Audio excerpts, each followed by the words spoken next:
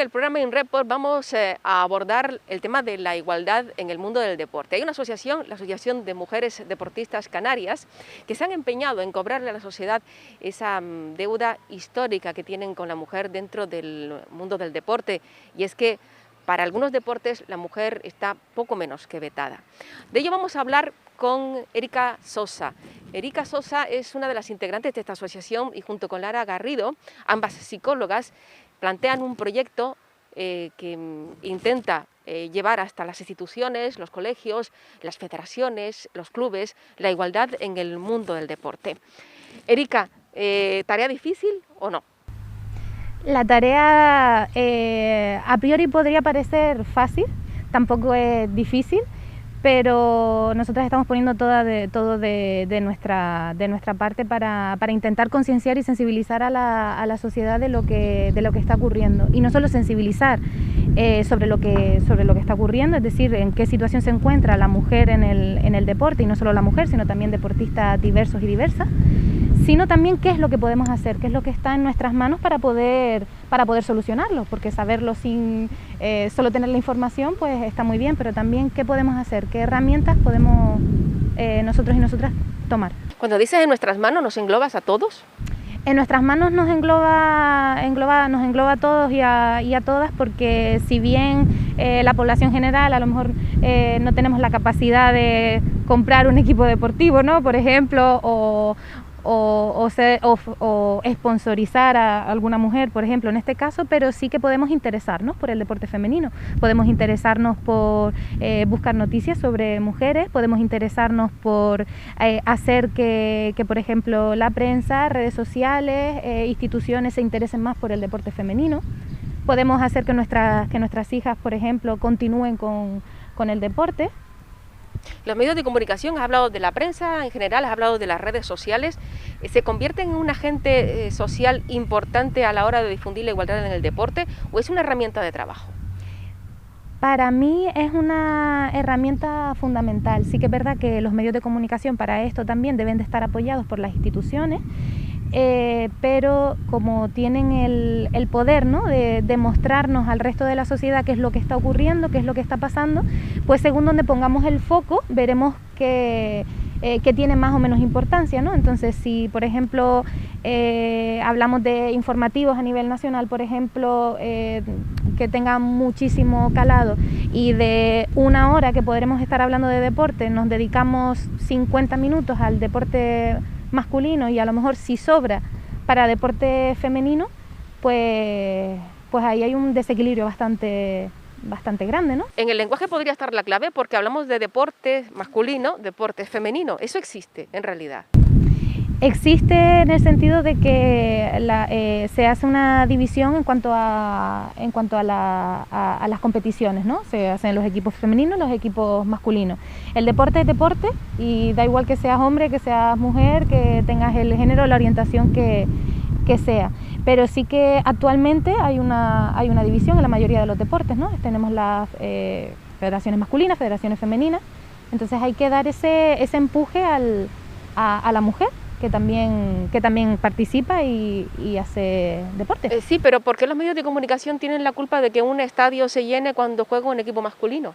No, los medios de comunicación no tienen la culpa, por supuesto. Los medios de comunicación, como te decía, son un agente más y un agente muy importante, porque consumimos la mayoría de la sociedad pues muchísima prensa, ¿no? Y vemos la tele, escuchamos la radio, hemos oído siempre lo de pasó esto, es que lo vi en la tele, y le damos esa verdad absoluta, ¿no? Es algo de la sociedad. Pero claro, los medios de comunicación se tienen que ver apoyados también por las instituciones, por quienes tienen más poder y pueden decidir pues en qué emplean el dinero, ¿no? ¿Qué es lo que hacen con él? Hablando de emplear el dinero, ¿ustedes han tenido dificultad para encontrar ese apoyo financiero a través de las instituciones a la hora de llevar adelante este proyecto? Sí, nosotras, este proyecto está subvencionado por el Cabildo de Gran Canaria, por la Consejería de Igualdad, Diversidad y Transparencia.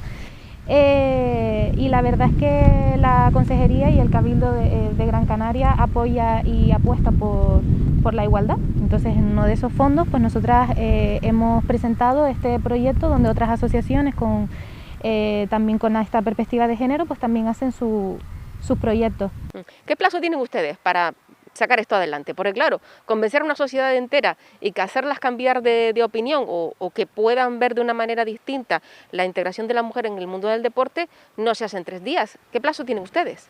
No se hace en 3 días ni en 4 días, y de hecho hay incluso investigaciones en las que teorizan e hipotetizan que pasarán 200 años al menos hasta que la igualdad sea algo palpable y digamos que era eso de la desigualdad. En nuestro caso tenemos un plazo de ejecución de unos 6 meses, terminaremos a eso de enero, febrero del próximo año 2021. Y bueno, lo que hacemos es pues dar nuestro granito de arena, ¿no? A través de donde estamos trabajando, nos acercamos a colegios, a institutos, a la universidad, a instituciones públicas, privadas, federaciones, clubes deportivos, ayuntamientos, asociaciones. Entonces, aunque demos, por ejemplo, un taller a una clase de 20 personas, de 20 niños y niñas, por ejemplo, pues esos niños y niñas tienen familias a las que le van a hablar de qué es lo que han aprendido. Esa familia a su vez le hablarán a otras personas y bueno, el efecto cadena, ¿no? Las instituciones, los clubes, cuando ustedes acuden a presentar el proyecto, sabemos que muestran interés, pero ¿qué pasa con la alerta sanitaria? La alerta sanitaria nos está suponiendo un problema, pero bueno, como a toda la sociedad hoy día, ¿no? Todos y todas nos estamos viendo afectados de alguna manera. Y sí que nos estamos encontrando alguna dificultad porque nos estamos adaptando a esos nuevos protocolos, a esas nuevas formas de seguimiento. ¿Qué es lo positivo? ¿Qué es lo que tenemos? Tenemos la tecnología. Si algo nos ha enseñado esta pandemia, entre otras muchas cosas, algunas muy, muy tristes, pero algo que nos ha enseñado es al teletrabajo y también a aprovechar las herramientas que tenemos, ¿no? Tecnológicamente hablando. ¿Esa tecnología se aplica a este proyecto? ¿Cómo se va a estructurar?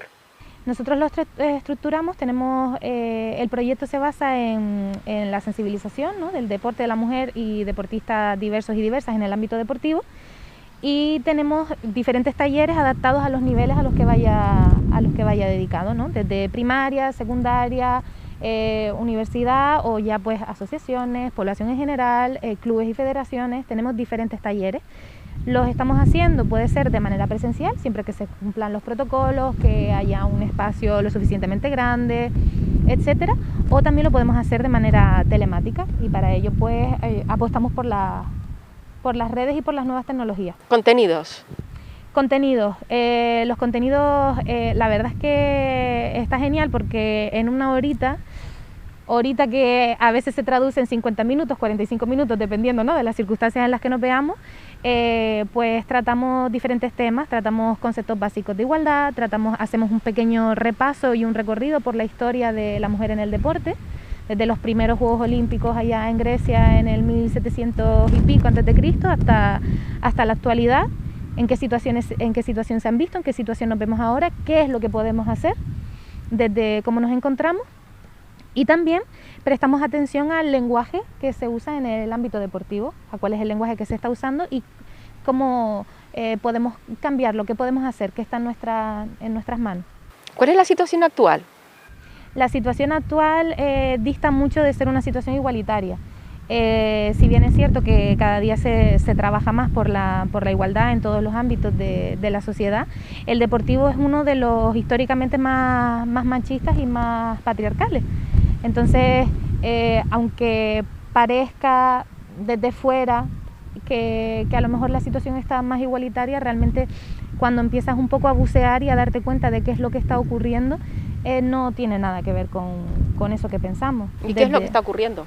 Desde, por ejemplo, los puestos directivos, en los que la mujer ocupa un espacio muy por debajo de lo que sería una división igualitaria, desde todavía las situaciones en las que se encuentra a la hora de practicar ciertos deportes, que a lo mejor históricamente se han asociado con roles más masculinos, ¿no? En la infantilización, la sexualización, la cosificación, por ejemplo, pues lo que hablaba de las palabras, ¿no? Del lenguaje que se usa en el deporte también. Cuando hablamos del lenguaje en el deporte, ¿hay omisión o hay desvalorización? Por lo general en el deporte se utiliza un lenguaje bastante agresivo, ¿no? En cierta forma, y eso lo podemos ver pues te vas a un partido de fútbol y puedes escuchar muchísimas cosas, ¿no? Entonces, no solo en un partido en sí, sino, por ejemplo, a la hora del entrenamiento, a la hora del tratar, ¿no? Un equipo, por ejemplo. Entonces, por lo general se suelen utilizar los adjetivos femeninos para desvalorizar y los adjetivos masculinos para todo lo contrario. Entonces, ese lenguaje, cuando lo oímos día tras día tras día, lo normalizamos, nos parece que es normal, que es una forma de hablar, eso no tiene importancia, ¿no? Es una forma de hablar, pero realmente el lenguaje tiene un gran poder. ¿Y por qué? Porque ese lenguaje nos cala, tiene un significado, esos conceptos significan algo, entonces si nos lo repetimos una y otra vez, normalizamos ciertas situaciones que no son normales, no son de recibo. A la hora de un club o un club deportivo o una federación en general plantear una estructura completa de trabajo con un equipo, por ejemplo, vamos a poner de fútbol, las condiciones fisiológicas, anímicas, psicológicas de la mujer son diferentes a las del hombre. ¿Se puede trabajar de igual manera con uno que con otro? ¿Los clubes plantean un sistema de trabajo exactamente igual para hombres que para mujeres? A ver, por supuesto, los hombres y las mujeres tenemos diferencias fisiológicas, pero igual que tenemos diferencias entre tú y yo, las dos somos mujeres, pero no tenemos la misma fisiología exactamente, ¿no? Cada una pues tendrá su umbral de hasta dónde puede llegar, cada una tiene una fuerza, cada una tiene unos aspectos físicos diferentes. Entonces, el trato pues debería ser igualitario. Los tres parámetros que se van a tocar dentro de estos talleres, que por cierto ya han empezado en algunos sitios, ¿verdad? Sí, ya hemos empezado, ya llevamos desde el mes de septiembre que comenzó el proyecto y ya pues muchos centros educativos, por ejemplo, se han hecho eco, también clubes y algún club.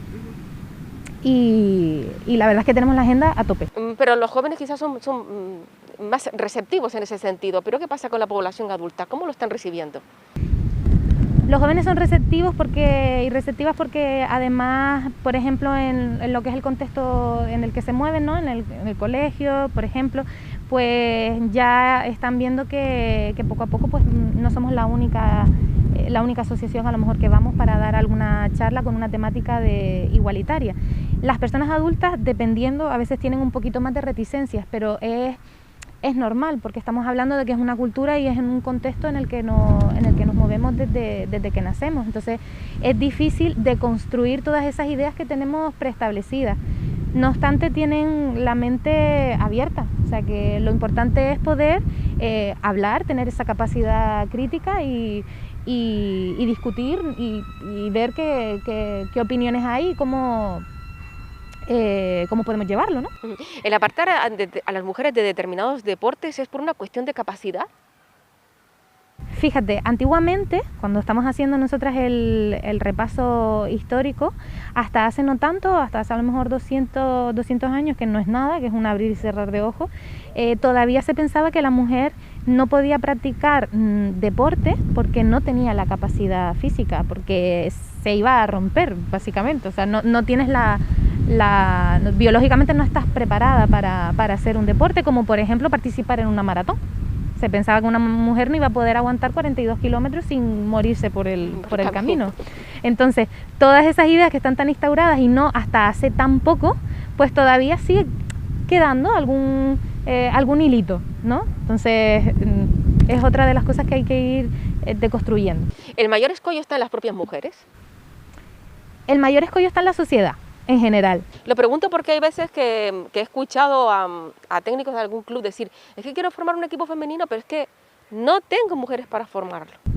Claro, cuando hablas de mujeres, ¿te refieres ya en la edad adulta o te refieres a niñas? Bueno, me estoy refiriendo para formar un equipo femenino, mujeres, niñas, de distintas categorías.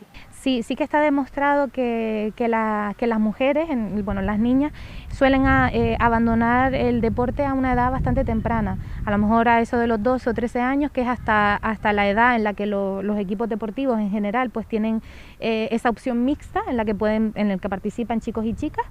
¿Qué es lo que ocurre? Que después a lo mejor se encuentran que no existe un equipo femenino o que a lo mejor ese equipo femenino no está en su municipio y a lo mejor pues le supone tener que moverse pues varios kilómetros y a lo mejor no tiene la opción.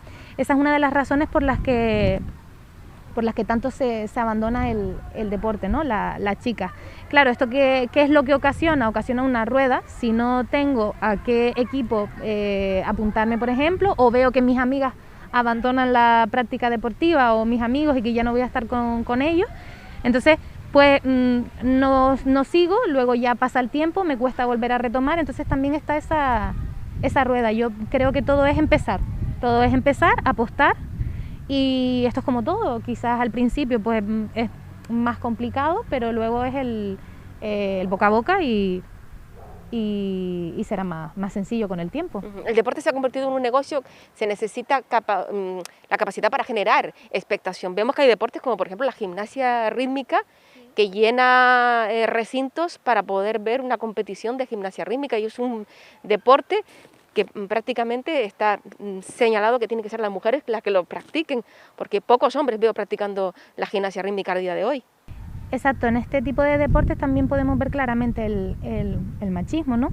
Porque recordemos que es como poner en valor las características históricamente asociadas a las masculinas y por debajo las femeninas. Entonces, ¿qué ocurre? Que si un hombre decide practicar, en este caso, un deporte asociado a las cualidades y al género femenino, pues se le ve mal, se le ningunea, se le insulta, y también es un problema bastante grave, porque la idea es que tanto seas chico, chica o diverso, diversa, que no importe, que lo que nosotros le enseñamos y hablamos en este caso, por ejemplo, con los más pequeñitos, ¿no? Y pequeñitas, es que lo importante es que hagas lo que te haga feliz, que no tenga que ser porque tienes determinado sexo o has nacido de determinada manera o tienes determinada ideología en la sociedad en la que vives, sino lo que tú quieras, lo que te haga feliz.